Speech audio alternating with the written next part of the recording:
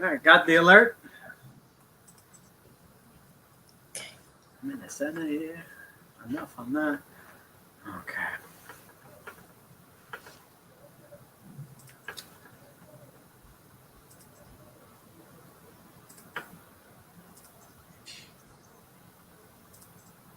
Okay. Okay, so we have some people tuning in. So if you're tuning in, can you please let us know if you can hear and see us okay? I normally cheat and use my phone to check Instagram and TikTok, but they're up there now. Okay. All right, looking good on YouTube, which means Facebook's a go as well. We got a hello on Instagram. All right, thank you.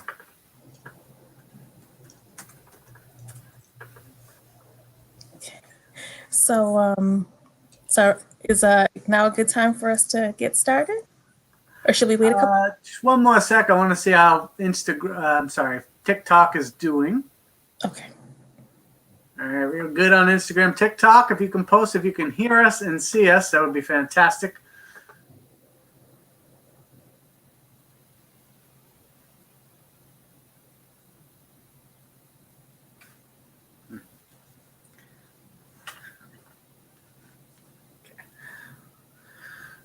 Okay, while we're waiting on that, I do want to say to TikTok and Instagram, for the full, we have Danny Johnson and Christina Del Rey here. So to see and hear them, we're going on YouTube as well, YouTube at Ask Ivy.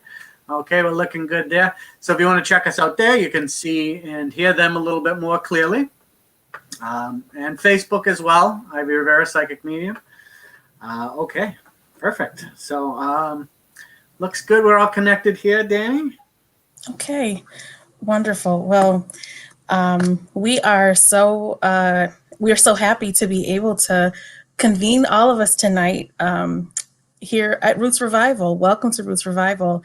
We are looking forward to a great conversation tonight. And as we have in previous weeks, as we've stated before, Roots Revival is grounded in intuitive intelligence, evolutionary astrology, and numerology. And our purpose really is to normalize intuition, something that we are all born with and something that is so natural and innate to all of us.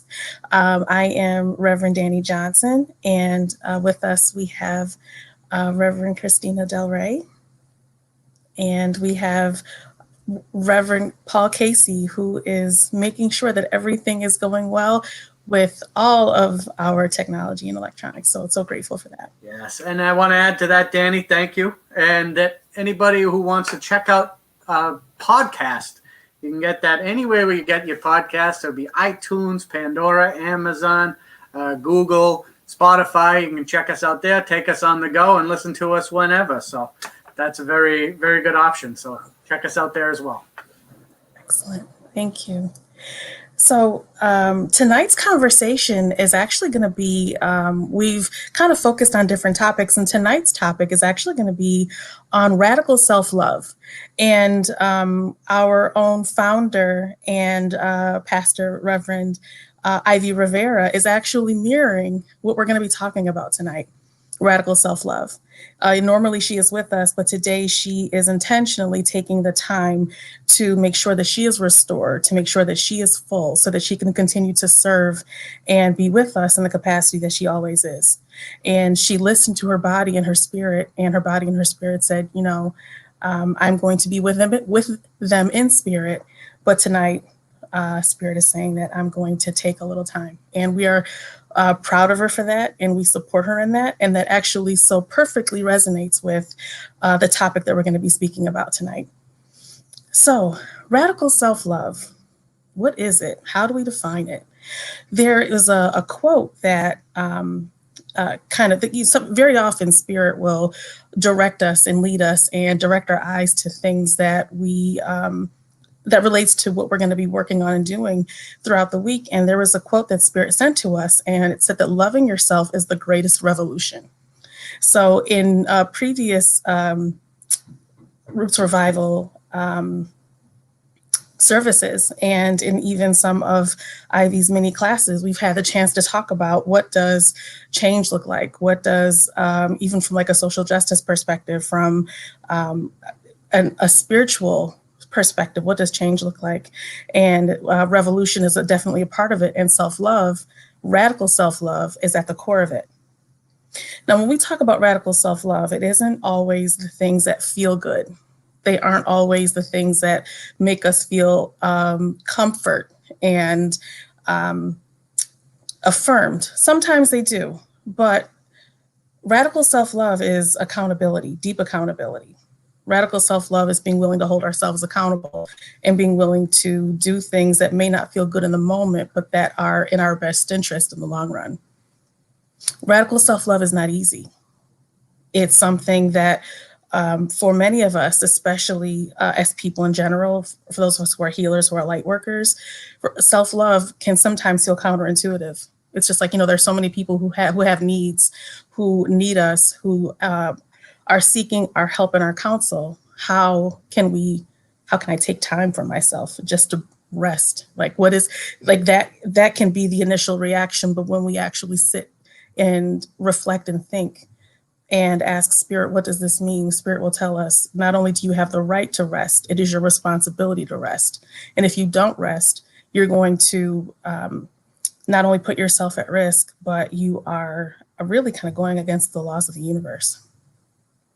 It's a process, and it is a continuous evolution of healing and awareness and growth and transformation. So we greatly appreciate Ivy for mirroring that and for being an example of that. So we have some other things that we're going to talk about with regard to radical self-love. Would anyone like to share or to share any reflections on radical self-love even before we go further? Yeah, I think what you said was really, really beautiful and really hit the nail on the head, like just dead on. And what you said about the universe, like it's your responsibility. We say here a lot. One of Ivy's favorite sayings that I use quite a bit is, you can't give from an empty cup.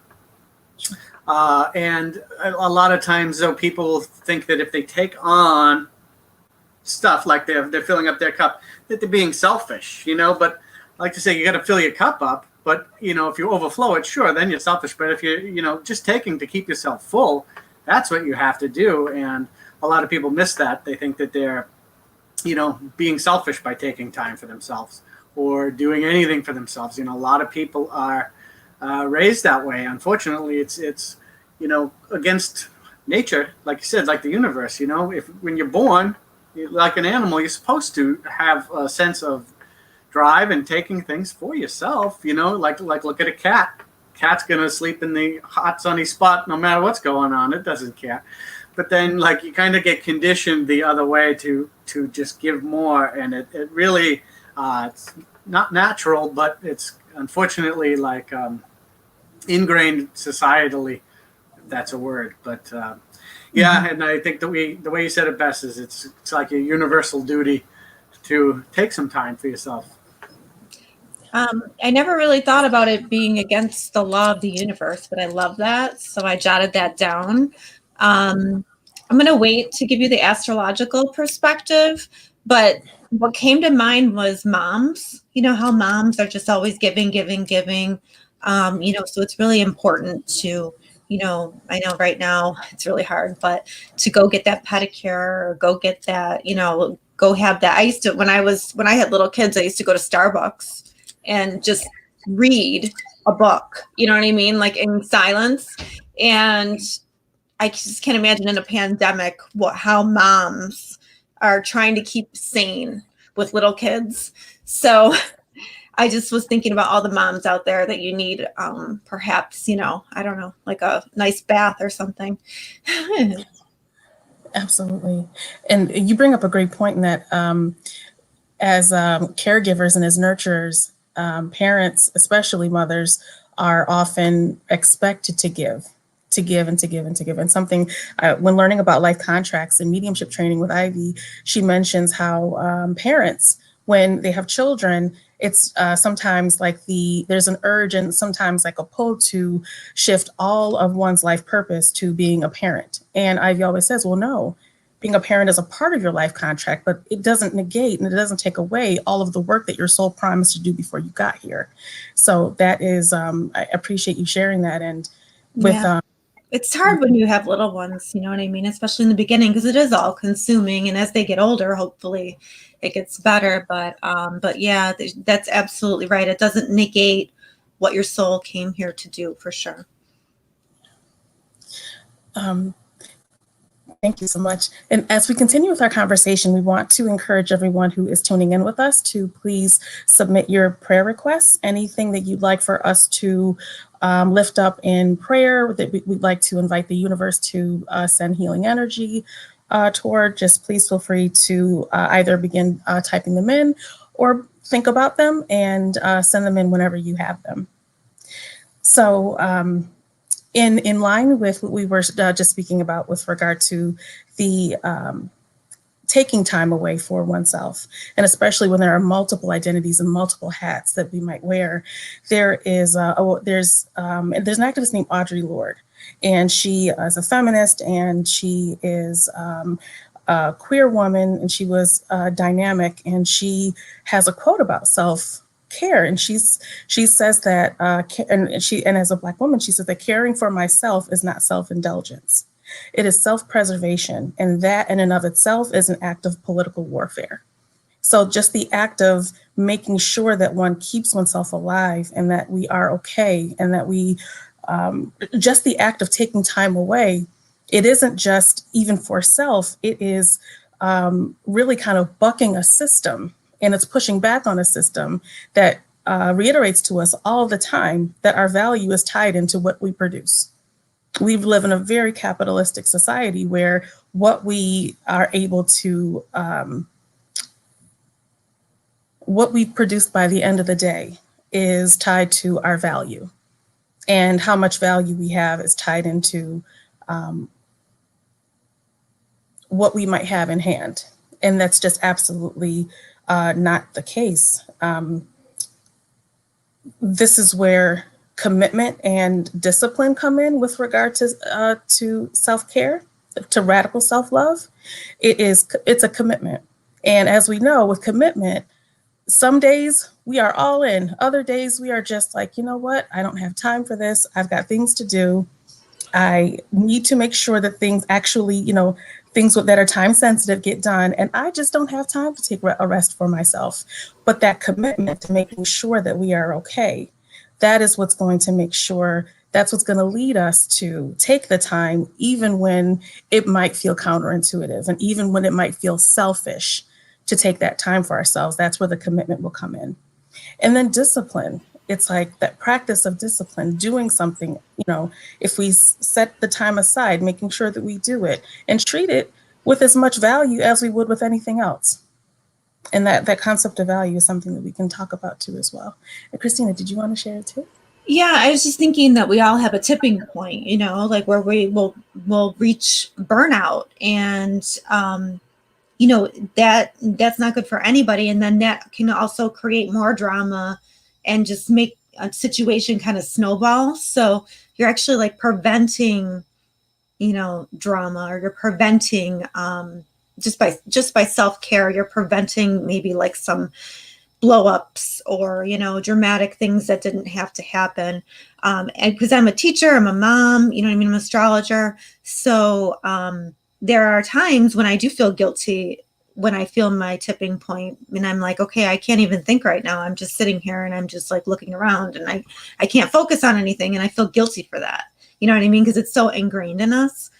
But you're right about the capitalist society, because the age of Aquarius is really going to be more about ideas and having values with ideas rather than having values with material things. So we do have to retrain our brains to think in a different way, as a collective.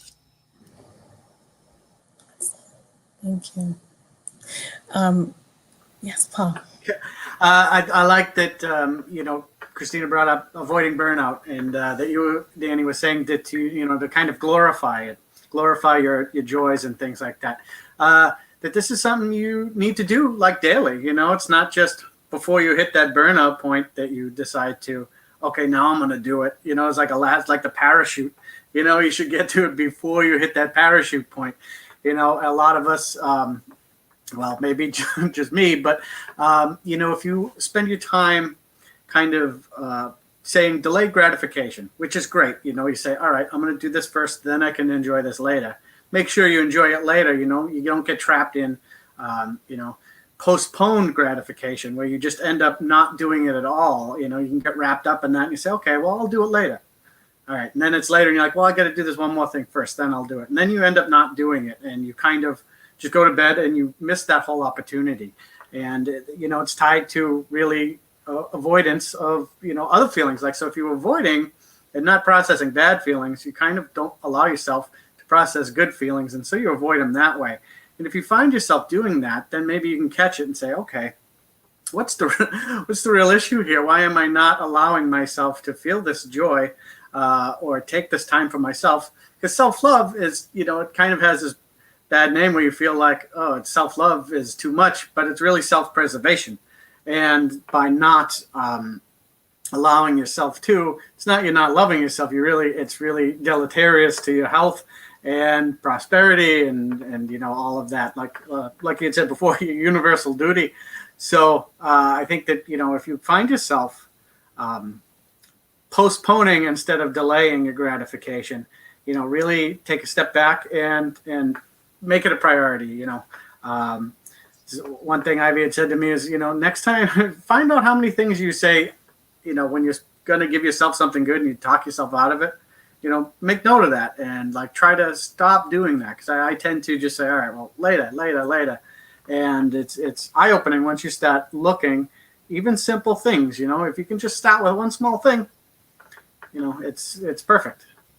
I think, I also think though, it's important to stay away from the martyr energy too, because it almost is like revered. Like, oh, that person sacrifices so much. They don't do anything for themselves. And it almost makes people feel good to feel bad because they feel like they're not doing what they're supposed to unless they feel bad. You know what I mean? So then you end up being like, well, I did this for you and I did that for you. And then it's like a martyr energy and that can't lead to anything good. That's just going down a really bad path to burnout and just, maybe even mental problems because, you can't balance yourself. So, it shouldn't be regarded as honor. It shouldn't be regarded as great for somebody to just always go and never take time for themselves. That's not really something we embrace as a society as much as we should.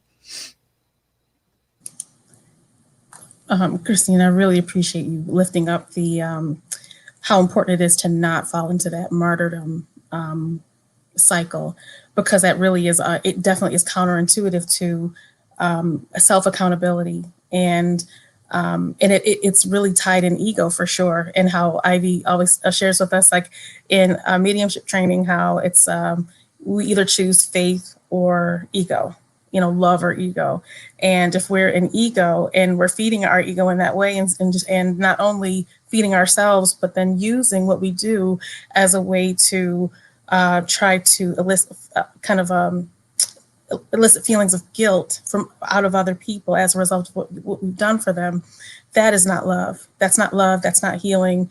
That is something completely opposite. And what you're sharing is, I think it reminds us of, I believe last week, Ivy facilitated a class on overgiving, how imperative it is that we not overgive, and how overgiving can lead us to essentially block our own blessings.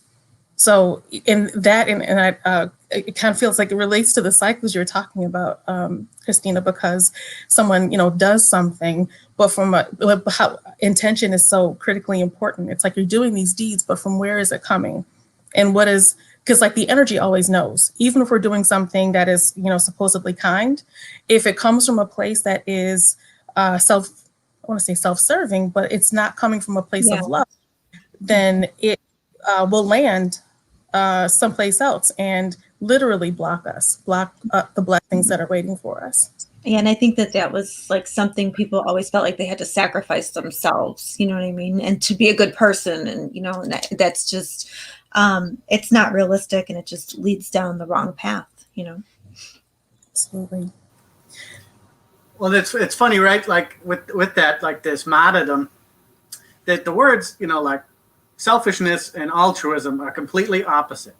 But there's such a fine line between the two, you know, that it's just like they're both halves, you know, even though they're totally opposite. And that people, you know, often portray it as being altruistic when it's really selfish, and because they're martyrs and they want that, and, you know, they want to have nothing. And I like that you brought up the overgiving class, and there's another one here, stay in your lane, which covers very similar topics too. So it's like both halves of that.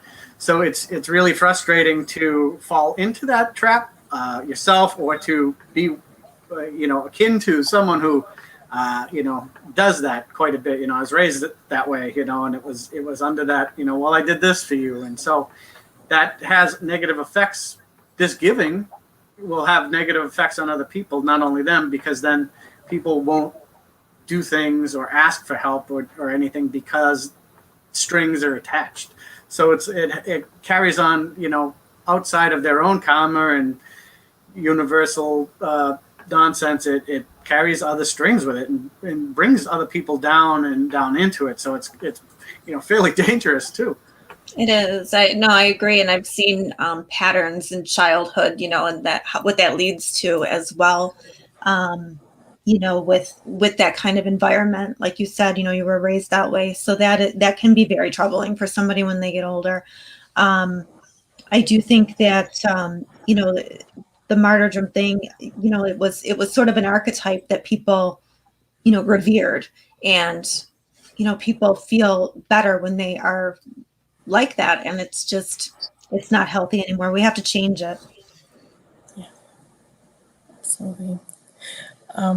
When thinking about as well, like the numbers, like a life path number and expression number, and I know in previous services we've spoken about how a life path number is like the numeric energy that is present throughout our lives on our path, and the expression number represents who we are with regard to the numeric energy with us. And when thinking about, especially the numbers 1 through 9, folks with either life path or expression numbers 6 and 9 are folks who, because of the energy that's naturally with them, that they're born with, just it's really critically important to be cognizant of making sure not to overgive, because that could be a natural way of being. Like with number six representing relationships and togetherness, family. And it's noted that folks with either life path or expression number 6 are individuals who value family so much, and value showing up for family and being there for family so much, and for their loved ones, that they run the risk, if not careful, of sacrificing their own goals and own passions and interests for the sake of caring for others. So that is something that is individual people have to be kind of aware of. And with number 9, Ivy is a life path number 9, and so which is the life path number 9 folks are they're the humanitarians. They're the folks where it's like literally written in the numerology, like the energy of the number 9, where because their life purpose is so significant and it's so central to who they are, that they're willing to self-sacrifice in order to get to make sure that a goal is attained, which is why we are so proud of her for intentionally taking that time. Tonight, Ivy is the perfect example of what it means to, recognizing, because she puts everything that she has into the academy, into her students, into her work. She is a true light worker, if ever there was one. And so for her to intentionally take this time away, it is being aware of the energy that is with her and making sure that she does not burn out and making sure that she is well. And that is like a great, she's modeling that for us tonight. So very grateful to her for that. Well, this is probably a good time to share. And I just thought this was so funny. I didn't tell you, Danny, because I was like, she's going to love this. But I can't wait. I know, right? So, like you'd said, radical self-love, and like, I was busy all week. So it was like, nothing really came to me at the time. But then I sat down on, I think it was like Friday night, and I was like, oh my gosh, like there's a Leo full moon this week. So Yes. it's not a coincidence that you picked this. So Leo is, it's the sign of self-love. Okay. So as a Leo, and both Danny and I are Leos, we have come here to learn to love ourselves. And it's not really, Leo, the bad side of Leo, the dark side of Leo can be like ego and arrogance. But the bright side of Leo is finding what lights you, like what is inside of you that is special enough to share with another. And it's learning to love yourself. Leos are on a lifelong journey of learning to love themselves, and then bringing that forward in a way that can help others. And Leo wants it to be honest, and it has to be truthful. It has to be honest with Leo. Leos are very, and the fixed signs, we're going through a lot right now. And this Leo full moon, we only get one full moon a year, Leo. So, this is our full moon. So this is our culmination. And this one probably, is going to be like a bit of a emotional one, but it's really asking us how we are going to see the special in ourselves and how we are going to honor that. And, and take time to appreciate ourselves in a new way, because maybe we didn't before, and maybe now 2021, we have to see that. We have to appreciate ourselves. And Leo too is also about being courageous and brave. Okay. And we have to realize, how are we changing in a way that we're going to tap into our Leo energy? How are we going to be courageous in a new way? Right? Because these times are pushing us that way. So this week has a lot of change written on it. But I just thought it was so, it didn't occur to me all week. But then when I sat down, I was like, this is like so, synchronicity all over the place here. So I think that, perfection is not a thing. Okay. And I think what's really helped me as a parent, as a person, as a spiritual person, is having a growth mindset where you're allowed to make mistakes because you're human, and that's how you learn. And everybody makes mistakes. You know what I mean? I think when I was younger, I had very little self-esteem because I think I thought I was supposed to be perfect the first time I tried something. And, nobody ever told me, it's all right if you make a mistake. It's okay. You grow. So I think that, if people are struggling with loving themselves, or, acting like that, acting in a way that you think, well, there's nothing really special about me. There really is something special about everybody. And, maybe like journaling or something like that would help you realize what you're good at, or, what special talent you bring to the table. But really, everybody does bring something. And you have to be brave enough to share that, to honor it within yourself and then share it.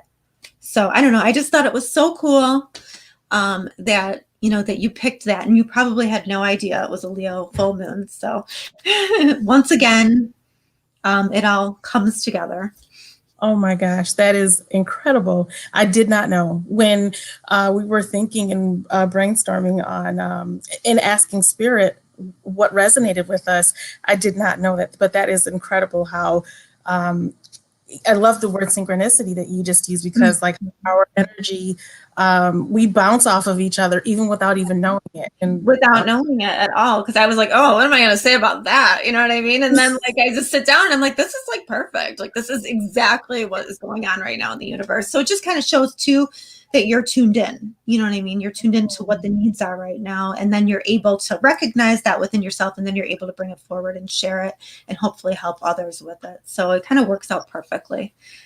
Wow. Oh, Christina, that is incredible. Thank you so much for sharing that. That did. When you said this is going to be exciting, I knew it was. I was like, I can't tell her on the shoot. I was like, I'll wait for it. Oh my gosh, this is perfect. And the way that that was absolutely perfect. And the fact that it's at this moment, us being able to, like, as Leos, but then as people, as individuals, us being able to relate with and connect with who we are, and to authentically bring forward and to sit with and honor who we are and what we're authentically meant to do. It feels like the way that you describe the Leo full moon, it so perfectly kind of aligns with and connects with like life purpose and life contract. And I know that Ivy had mentioned that a lot of folks have been getting life contract readings lately. So it's just, who are we? What are we meant to do? We don't have time to worry about and think about what others, like perception of what other people might think about what we're meant to do here. It's like it was an agreement between God and us. That's it. It's like us and God. We agreed to do it. And now that we're here, we can't worry about what anybody else thinks. Frankly, they really don't. And it's like, you have to get back into alignment, because I know that I was out of alignment, and you have to get back into alignment. And it, I know that, like, we have had to assert ourselves in different ways. And, so now we're being asked, like, how are you going to be brave in a new way? Like, how are you going to carry yourself forth and honor yourself in this brand new way? And be courageous and be the lion. So it's interesting in that, and Leo is drama. There is drama with Leo, energy. Yeah. So, it could be a very dramatic full moon as well. There's a lot going on this week with power shifts and things like that. So also too, Leos, knowing your power, how powerful you can be, and being a leader too. So that's all Leo stuff there. But that happens on Thursday, the Leo full moon. So should be interesting. Oh, that's exciting. Okay. 2 things. I'm going to be prepared and ready. I'm going to have my crystals out and ready to have them recharged that night. So yeah, perfect. That's what I didn't even think of that. I want to do that too. Yeah. Oh, that's so cool. Wow. The when you spoke about the courageousness of this full moon, it feels like both with radical self-love, like that, having that being willing to love ourselves and being willing to do what we need to in order to honor ourselves, that does take, even within ourselves, it takes courage, like to face ourselves and to hold ourselves accountable and to do what we have to in order to make sure that we're the best full versions of ourselves. Yeah, it's not easy. It takes, it's not always comfortable, but, but yet you can be so proud, when you're done. So, yeah. And I love what you shared about the full moon too. I have a friend who is really connected just spiritually to lunar energy. And she always says, the moon, she calls her Mother Moon. Like, Mother Moon doesn't ask permission to shine. Mother Moon shines in her fullness without reservation, without permission. And whether we are affected, our energy is affected in terms of like having a lot of high energy, or if her moon energy, her lunar energy allows us to feel calm, she's going to be who she's going to be. And so when you said like how the courageousness and being willing to step out into who we are, that's love that. Wow. That's awesome. Thank you so much, Christina. So in speaking about, and just as a quick reminder for those of us who are tuned in, please, just as a quick reminder, please share your prayer requests so that we can lift them up and send healing energy to you, and ask that we claim whatever it is that you're asking for. So when we are also talking about radical self-love, there's a question of, do we value taking care of ourselves? Like, is there value? Do we authentically value it? Because like we may know the importance of it and the significance of it, but do we find value in it? Like, we can find value in a lot of different things, but that process of actually, like from an actionable perspective, finding value in being able to take care of ourselves, that in and of itself is part of the process of that radical self-love, and knowing that there is purpose to it, even if we might do it begrudgingly at times. And that's a part of that process as well. So when thinking about what prevents us from engaging in radical self-love, kind of thinking about, so if we talk about what it is, we talk about how to, what are some of the things, some of the barriers that might exist now or might exist in the future in terms of folks engaging in radical self-love? Some of those things might be kind of like, oh my gosh, I can't even express how much I love our discussion about the full moon, because one of the reasons why we may have a little trouble in engaging in radical self-love is almost kind of like us asking permission to step into our power. We know our power, we see it, we feel it. It's so like we can almost taste it, but then there's sometimes that sense of asking, am I allowed to? Am I worthy enough to step into this power that was granted to me by God and probably granted to me and to all of us because of the life purpose that we signed on to? So if you signed on to do this work, you're going to have to need energy to do it. Then we get the energy and it's just, well, I don't know. Am I allowed? Am I worthy? It's just, yes. Mm-hmm. And yeah, and I think that everybody has moments. What I've learned is like to acknowledge I'm having a moment. You know what I mean? If I'm having a moment where I feel down or I don't know if I can do this, you know what I mean? I really try now to say, okay, this is a moment. I'm just going to sit through it and there'll be a better moment in a little while. And, you know, I usually bounce back, you know, so, you know, and you have to do what you have to do, you know, surround yourself with positive vibes and all these things, you know, like all these tools, you know, it's part of self-care, but everybody has a moment, you know what I mean? And try not to perseverate on it. Because I do have those moments where I'm like, oh, I don't feel powerful. I don't feel like I'm doing anything. You know what I mean? Honor that moment, but keep carrying forward. Yes. Yeah, it's like I like that a lot. I love the keep carrying forward, and it reminds me a lot of what you said earlier about perfection not being a thing. You know, it's just kind of an idea. You know, and like everyone's looking at the top of the ladder always instead of the rung that they're on. You know, so it's like if you look at here or then the next step, that's cool. You know, you don't have to. If you keep concentrating on that, you may fall off. You know, you don't know where you are on the ladder, and you're not. I don't want to say enjoying the climb, but you're not. You know, doing the right work. You're still focusing up there. And sometimes, you know, you have to stop on a run because, I don't know, maybe you're adjusting your tool belt or however this, you know, metaphor is going to go. But like you said, if you're not having a good day, you can stop and just take the time because, you know, you're still going to get there and you can still have your image. But as long as you, you know, focus on yourself and not falling off the ladder, I guess is what I want to get at. It's, you know, it's a really great point. And I think like, you know, doubt is normal. I think it comes, like let the wave come, but let it go too, you know, because once I think like, you know, you kind of were talking about this, Danny, like how we have to be accountable. Like once we've done the work and we know that we're worthy, like it's deep in there. So we will find that, you know what I mean? Like maybe that moment of doubt comes, but deep within, you know that you're worthy. So then you can go back to that, like almost like that centeredness, you know, and that Leo rules the heart too. So I don't know about you, Danny, but like when I feel things, I feel them in my heart. A lot of people feel them in their guts, but as a Leo, I feel everything in my heart. So I know within the heart that I'm worth it. You know what I mean? So even if I'm having a few moments of doubt, I try to breathe through them and say, okay, this is just a few moments here, but I know I'm worth it and I'm going to get back into that mindset. And sometimes I need Ivy to help me or, you know, I look at a spiritual friend to help, but, you know, as long as you have the tools to get back there, you know, you're going to be okay. And that's really powerful. Like mentioning like once we've done the work and that work is done, like it's with us. And it's like that transformative work where, and I think Ivy has a class coming up soon on shadow work. And I'm so excited for that. I'm going to be glued to YouTube when that class is taught. And because that shadow work, like,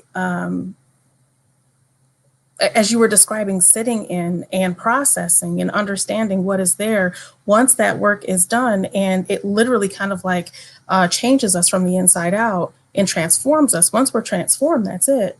And it's a part of us. So you're right. That does allow for us to give ourselves some grace and some space to be able to have human moments. We are spiritual beings, but we're very human. And to have those human moments and know that it does not in any way take away from our value or our worthiness simply because we feel that way. And that being present is so important. So thank you so much, both of you, for that. And this kind of relates a little bit to what we were describing as well, but sometimes there could be that urge to look for justification for loving ourselves. So kind of like, Paul, what you were describing before, it's like, okay, so that delayed gratification. So once I achieve X, then I can love myself. Then I can feel good about myself. And it's like setting goals and benchmarks are really important. They're critical for, in order for us to be able to achieve the things that are going to end up feeding our soul. But in terms of like that actually intrinsically finding value in loving ourselves in that way, it can be dangerous, and it can kind of be harmful for us to wait, in a sense, and to have what might be deemed as a worthy enough of a reason for us to love ourselves. Because if once that reason might disappear, then where else are we? Where are we? And to be able to find value in ourselves, regardless of what else is going on around us, is really important. Yeah, I think I understand what you're saying, because, like, we're in this human shell, right? But if we didn't have the shell, we're still us, right? And we're still worthy. We're worthy just because we are. The Creator made us, right? So we need to feel that, and we need to like sit with our souls and really feel that inside, that we're worthy just because we were created, and then goals are great, and it's a process to get there. But that feeling of just being should really be something that like you kind of sit with, and that you should just have that knowing that you are worthy, just for being a spirit. Yeah, it's like you associate worth with the goal instead of like the habit, So if you're trying to lose weight, you can work out every day, but you're like, oh, I'm not at my goal weight, then I'll eat that pizza or something. But like, you're not attributing the worth in the stuff with what you're doing every day, the habit, the hard work. You just have it focused on the end. And it really, like you said, it's dangerous because you're not seeing yourself up here when you really are, because you're doing it all. And it just shifts the focus away from the work and the good, and you do tend to, then you won't gratify as you should, and it trickles. Oof. Absolutely. Yeah. That's, it can absolutely be like a vicious cycle. It can lead to a potentially vicious cycle in that way. And we owe ourselves more than that. We are worthy, as we were saying, like we are absolutely worthy. Sorry to interrupt you. I try to remind myself that I am an extension of the Creator too. If that helps people, feel self-worth, because I have had many, many years of trouble with self-worth. So it has been a true journey for me. Yeah. But if you try to remember, I try to think of like the light in the sky is the Creator, and I'm just one of the beams, but I'm connected. So, how could you not be worthy? You were, you know what I mean? You're part of that light. Like this world can't function without your energy in it. You know what I mean? Your energy is eternal. So I don't know. It's a very deep thing, but it's kind of necessary. Like things don't make you worthy. You being an honest person, you being connected to spirit, that makes you worthy. Mm-hmm. Absolutely. And I love when you said that we are an extension of the Creator. Like the Creator made us, we are perfectly made in the Creator's eyes. So we absolutely have the right to be able to honor ourselves in that way. Like self-accountability does not take away from us having the right to deeply love ourselves. Yeah, and it's a God-given ability. It's a God-given right. Absolutely. There could be others, but one additional reason why we a barrier that might exist in terms of us not loving ourselves fully or engaging in that full radical self-love is us forgiving ourselves. So Christine, I love when you spoke earlier about mistakes. So based off of experience, age, based off of what we know now versus what we knew then, or just simply us being human, we may make mistakes, we may misstep, and we might do something that we might have to apologize for later, or just we may have done something to ourselves that may not have been the best thing. And forgiving ourselves or not forgiving ourselves could be a barrier to us not fully loving ourselves and not honoring ourselves in the way that we deserve. I know that so another one of Ivy's classes is hate less, forgive more, and that concept of forgiving ourselves is critical in us being able to move forward, because even if we forgive others what they've done to us, if we are harboring self-guilt and unwilling for us to move past what we have done to ourselves or other people, that's not fair to us. And it's kind of like counterintuitive to alignment as well. I think when you know better, you do better. So, hopefully that can play into it. Forgiving yourself, it's a process, but it's a necessary one to arrive at self-love. And I think, if you pay attention to your intentions, then maybe it is better. It's easier to forgive yourself because your intention was with love. If your intention is with love, then, I think that that you didn't mean any evil or harm. So it'll make it easier for you to forgive yourself. Absolutely. That intention is everything. And the energy feels it. Energy never lies. God feels it. The universe knows it. So that is excellent. Well, we are at about 10 minutes to 9. So if we could maybe collectively, if we have any final thoughts that we'd like to share before we lift up prayer requests and claim the healing.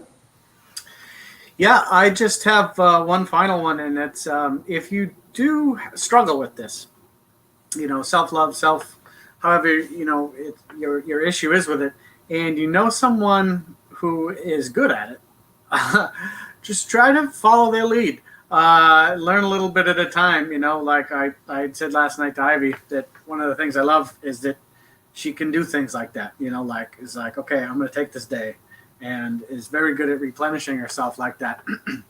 And I find it's admirable, and I think it's awesome. And so you got to take that and say, okay, how do I use it? Don't just appreciate it. Hey, you can go into a museum and look at a painting. You can't take it with you, but you can take pieces of it in your head, and you can take a little bit out of it. So you can take someone's characteristics if and learn them, and practice them and get them to be part of your routine. And like I said, if your worth is in your habits, not your goal. So you can just build that day to day, and then eventually reach your goal, and then set new ones. That's awesome. Thank you, Paul. That process, remembering that we are worthy of that radical self-love all throughout the process of attaining our goals, and not just when we reach them, but on the way. That is, and love how you described. If there is someone who is good at self-love, asking them what their practices are, what was their journey, how did they get there, what was their evolution in becoming really good at radical self-love. And it's when Christina spoke about intention earlier, like when we are intentional about, I want to learn radical self-love, I want to love myself more. God, ancestors, the universe, angels, please send me someone or people to show me how to do this. And then instantaneously, somehow someone will send us someone along our path, or people along our path who are not only good at it, but will somehow intuitively know that they are meant to share with us how they do it. So I love that, Paul. Thank you. That's awesome.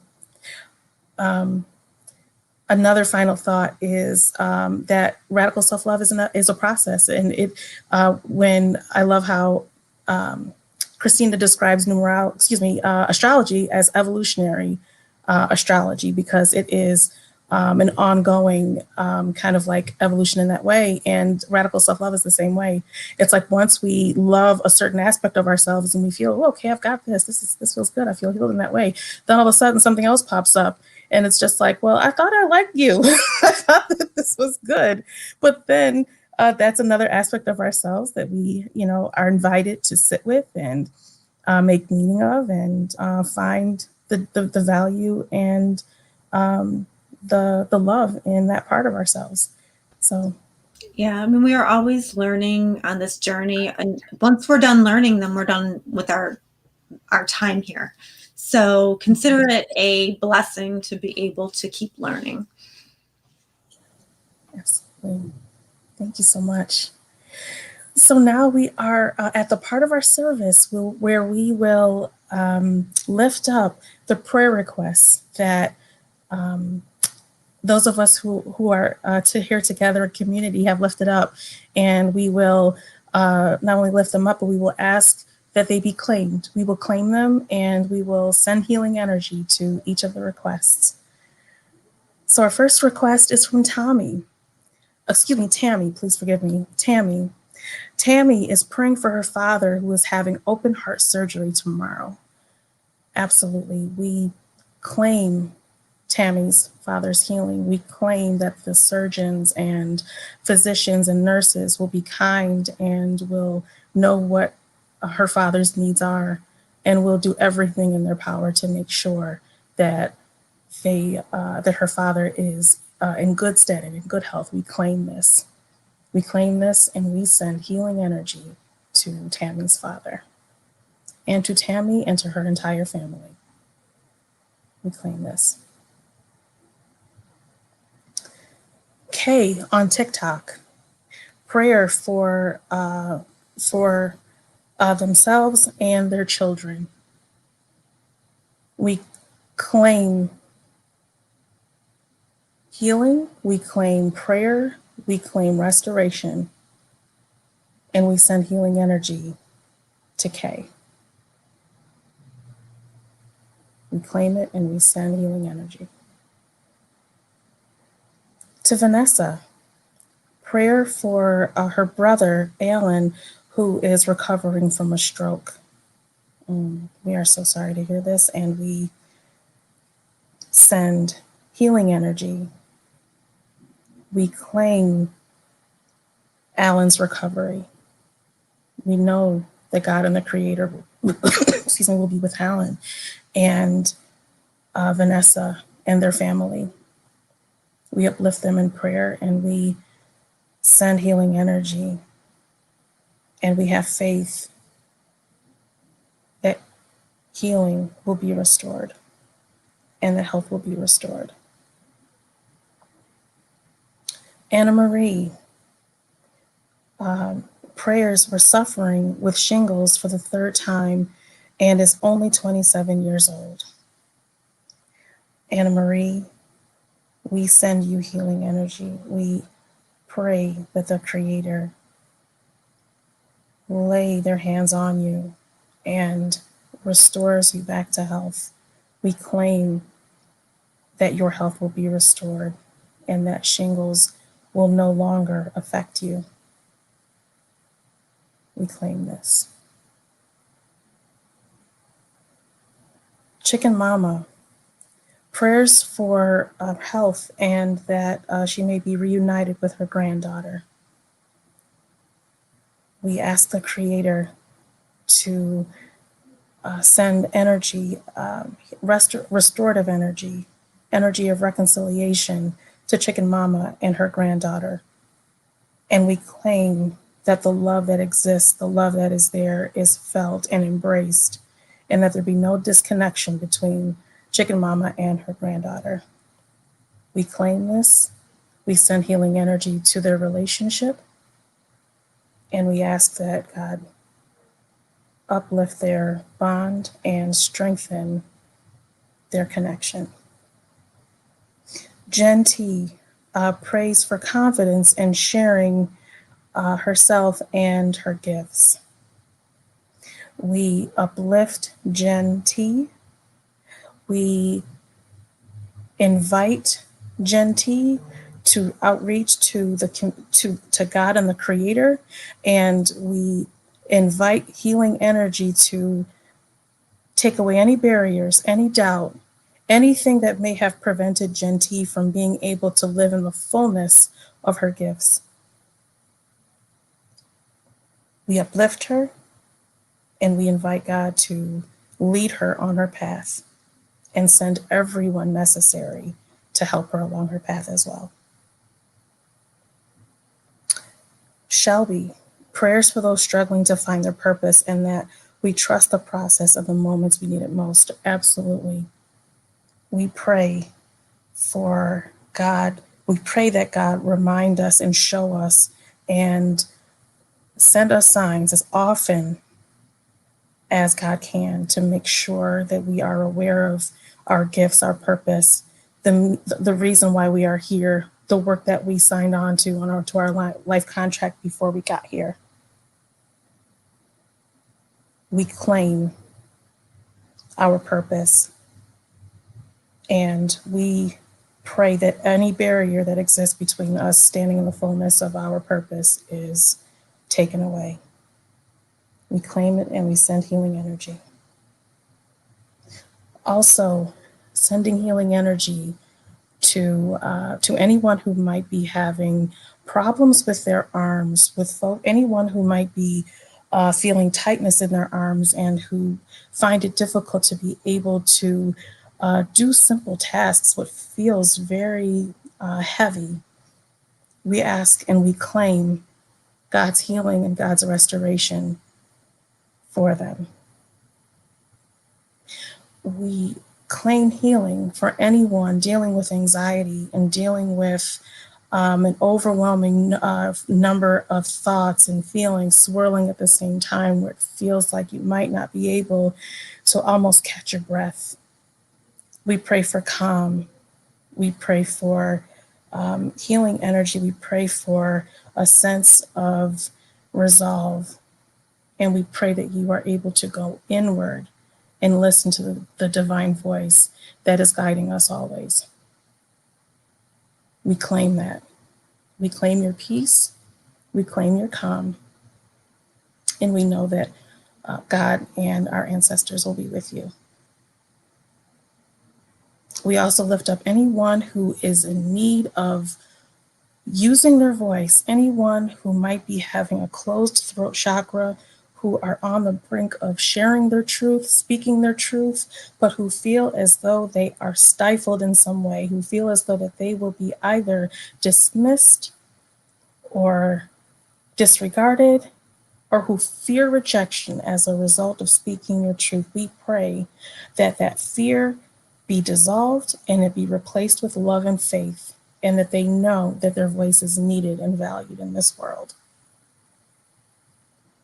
They are essential members of our community, of our society, and without them, we would not be the same. In the Creator's name we pray. Amen.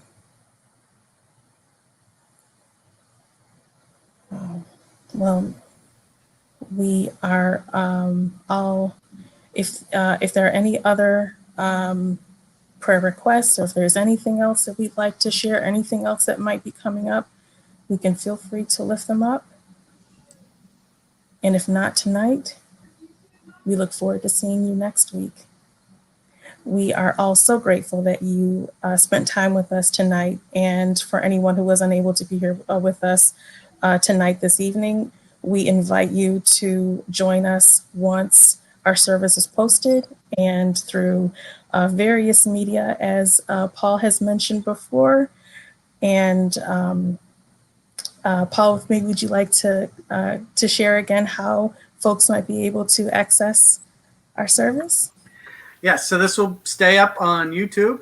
It's also up on Facebook, but you can get us on podcasts wherever you get them. So that's Amazon, it's Pandora, Spotify, iTunes, anywhere, Stitcher. We're up on all of them. So check us out there. Take us on the go. You can listen to us always. Excellent. Thank you so much, Danny, for leading us tonight. Yeah. Thank you, Danny. Thank you. It is a joy to work with all of you. And I know that our purpose is aligned and will be for a long time to come. So tonight was beautiful. Thank you so much. Thank you. Thank you.